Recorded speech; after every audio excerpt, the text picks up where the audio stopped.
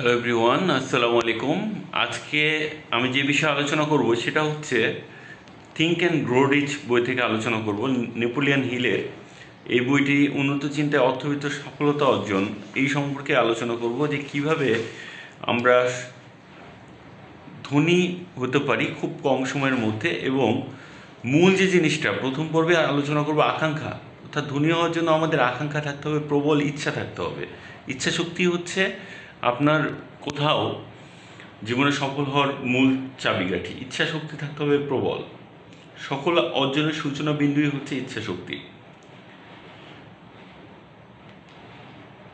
এরপরে আমরা যে জিনিসটা চিন্তা করি যে আমাদের শুধু ইচ্ছা শক্তি থাকলে হবে না, থাকতে হবে প্রপার প্ল্যানিং। এখন ইচ্ছা শক্তি আপনার প্রত্যেকটা কাজকে কিভাবে সফল করে এই বইটিতে খুব ভালোভাবেই দেওয়া আছে। আপনার যদি প্রবল ইচ্ছা শক্তি থাকে, আপনি যেভাবে হোক সেই কাজটা সফল করার জন্য দিন এবং রাত পরিশ্রম করবেন এবং সঠিক উপায়ে পরিশ্রম করবেন। এর পরবর্তী হচ্ছে বিশ্বাস। আকাঙ্ক্ষা সিদ্ধি ও দর্শনের জন্য বিশ্বাস, এটা হচ্ছে ধনী হওয়ার দ্বিতীয় পদক্ষেপ। এখন কিভাবে আমরা বিশ্বাস গড়ে তুলব? যার মনে বিশ্বাস জিনিসটা নেই তার ভিতরে আসলে বিশ্বাস উৎপাদন করা খুবই কঠিন কাজ। তাকে বিশ্বাস কী জিনিস সেটা বোঝানোই মুশকিল। এই জন্য এক অন্ধ লোককে লাল রং বোঝানোর চেষ্টা, যে কোনো দিন রঙই দেখেনি। বিশ্বাস হলো সেই মানসিক অবস্থা যাকে আপনি ইচ্ছা করলেই মনের ভেতর গড়ে তুলতে পারেন। আর এটা সম্ভব সেই 13টা তত্ত্বে দক্ষতা অর্জনের পরে। মনে রাখবেন, সকল চিন্তাভাবনা যার সঙ্গে জড়িত আবেগ এবং বিশ্বাস, তারা নিজেদেরকে ফিজিক্যাল ইকুইভ্যালেন্টের মধ্যে মিশিয়ে দেয়। আবেগ বা অনুভূতি চিন্তারই অংশ। এই ফ্যাক্টরগুলো চিন্তাকে দেয় প্রাণ, শক্তি, জীবন এবং অ্যাকশন।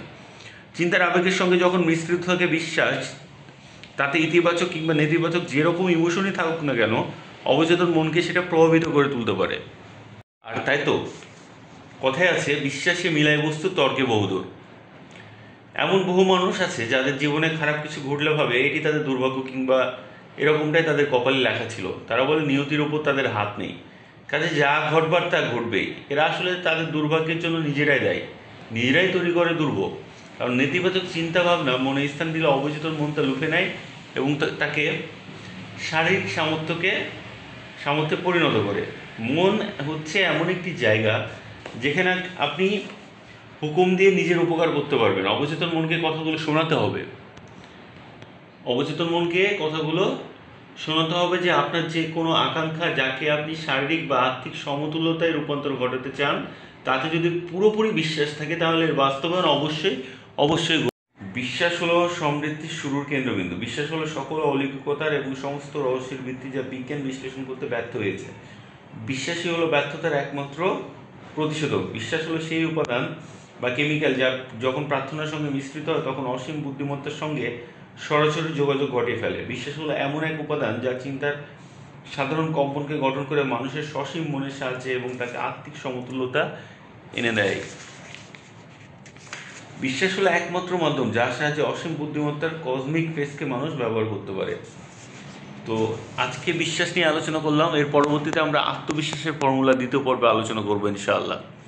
সেই পর্যন্ত নিজে ভালো থাকবেন, আশেপাশের মানুষকে ভালো রাখবেন। আসসালামু আলাইকুম রহমতুল্লাহি ওয়া বারাকাতুহু।